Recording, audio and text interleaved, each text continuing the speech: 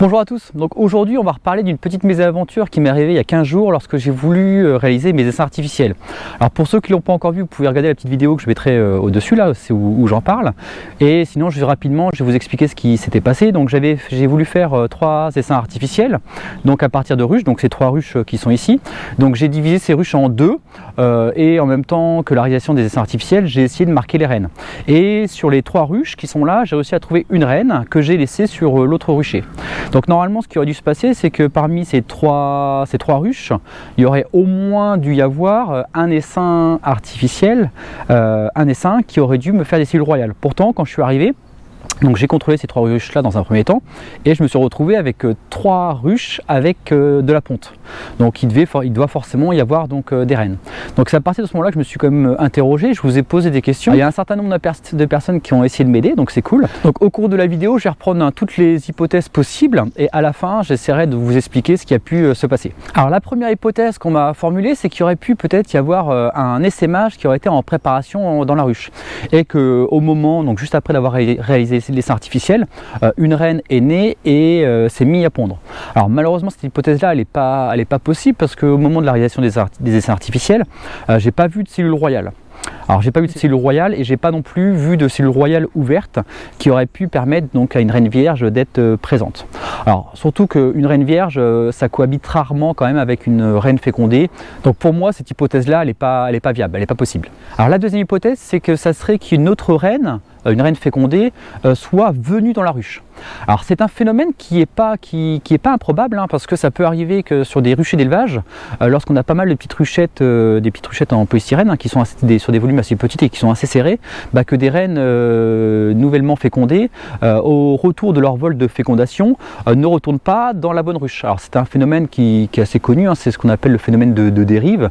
C'est possible pour les ouvrières et c'est aussi possible pour des reines. À un moment donné, les reines, si elles se sont mal orientées lors de leur première petite sortie, au moment du retour de leur vol de fécondation, elles ont pu donc choisir une autre ruche. Alors on est au mois de septembre, en Normandie, c'est quand même peu probable qu'il y ait quand même une reine fécondée qui ait pu arriver, surtout que là je suis sur un rucher où il n'y a pas de ruchette de fécondation, c'est que des ruches de production entre guillemets, donc c'est pas possible dans ce cas-là qu'il y ait une autre reine fécondée qui soit venue à l'intérieur.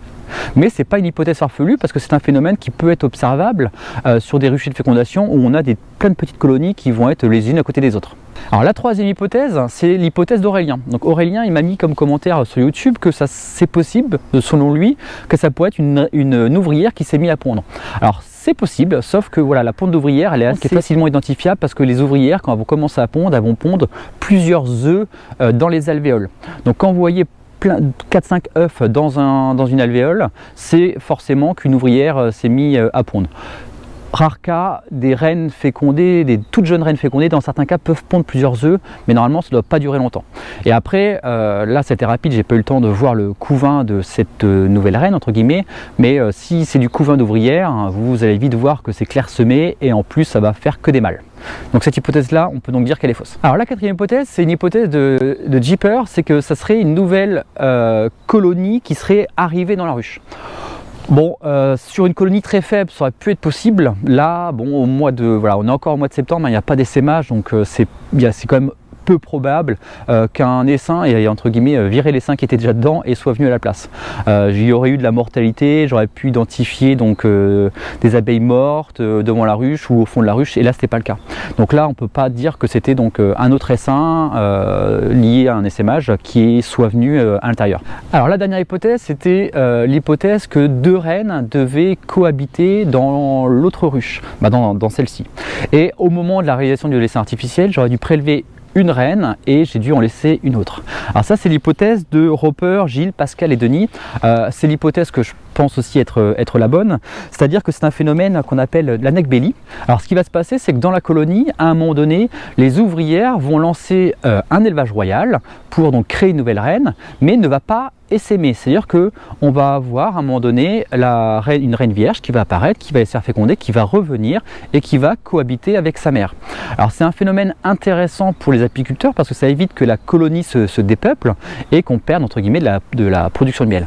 Alors pour les abeilles, c'est pas idéal dans le sens où ça ne va pas leur permettre de coloniser leur environnement et de créer de nouvelles colonies. Alors c'est un caractère, donc vu qu'il est intéressant pour les apiculteurs, hein, certains éleveurs ont essayé donc de le sélectionner ou essayent de le sélectionner et peuvent donc essayer de le maintenir sur leur rucher. J'ai vu un petit peu sur des documents que j'ai trouvés sur le net là, que certains apiculteurs ont pu comme ça garder des colonies pendant plusieurs quasiment dizaines d'années sans qu'elles essaiment. C'est-à-dire qu'à chaque fois on va avoir la reine, la vieille reine qui au bout d'un certain temps, quand elle ne va pas libérer assez de phéromones, quand elle va arrêter de pondre, qui va être chassée par les ouvrières. Mais pendant ce temps-là, elle aura cohabité pendant un certain temps avec sa fille. Alors c'est un phénomène qui n'est pas négligé pour les apiculteurs parce que là j'ai eu de la chance parce que j'étais au mois de septembre, j'avais le temps, j'étais pas trop pressé. Donc j'ai divisé ma colonie. Et une semaine après, j'ai été voir où il y avait des cellules royales, sauf que ce n'est pas une technique que j'utilise normalement. Normalement, j'isole la reine, je prends 3-4 de couvain, principalement fermé ouvert, et le lendemain, je mets ma reine fécondée. Là, si j'avais dû mettre ma reine fécondée dans un essaim, donc par exemple si j'avais été sûr que celui-ci ne contenait pas de reine, le lendemain, j'aurais mis ma reine fécondée et j'aurais espéré qu'elle soit acceptée. Et là, on peut être pratiquement sûr que cette reine fécondée aurait été tuée parce qu'il y avait déjà une reine dedans. Donc c'est pour ça qu'il faut faire attention. Alors je ne sais plus qui dans le commentaire a dit, c'est qu'il faut faire attention à ce phénomène-là, surtout si vous voulez faire accepter une reine F0 hein, qui coûte voilà, plusieurs centaines d'euros. Donc si vous avez une reine de valeur, voilà, vérifiez bien qu'il n'y ait pas de reines dans votre essaim. Alors il y a peut-être des périodes où ce phénomène est plus facilement observable, peut-être là en fin d'année. On peut penser que là, la vieille reine fécondée, elle allait être, elle va être éliminée donc, au cours de l'hiver ou au printemps prochain. Alors petite précision, hein, le phénomène d'Anac-Belli, là c'est un phénomène qui est plus présent chez certaines races d'abeilles et principalement chez l'abeille Buckfast. Alors c'est pas une race, hein, c'est plutôt un hybride, c'est des croisements, mais ici hein, c'est un caractère qu'on peut retrouver régulièrement chez les abeilles Buckfast. Donc moi là c'était le cas, hein, j'avais des abeilles Buckfast. Donc comme l'a dit une autre personne, je sais plus, j'ai pas pris son nom, j'ai pas son nom sous bras, mais oui, moi j'ai principalement de la buck, donc c'est un caractère qui est observable chez les buckfast. Donc si vous avez de la buck, faites attention, il y a plus de probabilité qu'elle vous fasse ça que d'autres races, peut-être comme de l'abeille noire ou comme de la carnica ou autre. Alors, il y avait quand même une petite chose qui permettait de le savoir, ça, alors je n'ai pas insisté dessus pour pas trop vous donner de pistes, mais ma reine fécondée qui avait donc dans l'autre ruche, quand je l'ai marquée, je ne sais pas si vous avez trop fait attention, je le remets dans la vidéo à gauche ou à droite, mais on peut voir qu'elle a les ailes très abîmées, elle a les ailes qui sont pratiquement rongées, c'est-à-dire que ça c'est une vieille reine. Donc là j'ai dû marquer la vieille reine, et c'est une reine qui allait sûrement être donc peut-être voilà, éliminée au cours de l'hiver.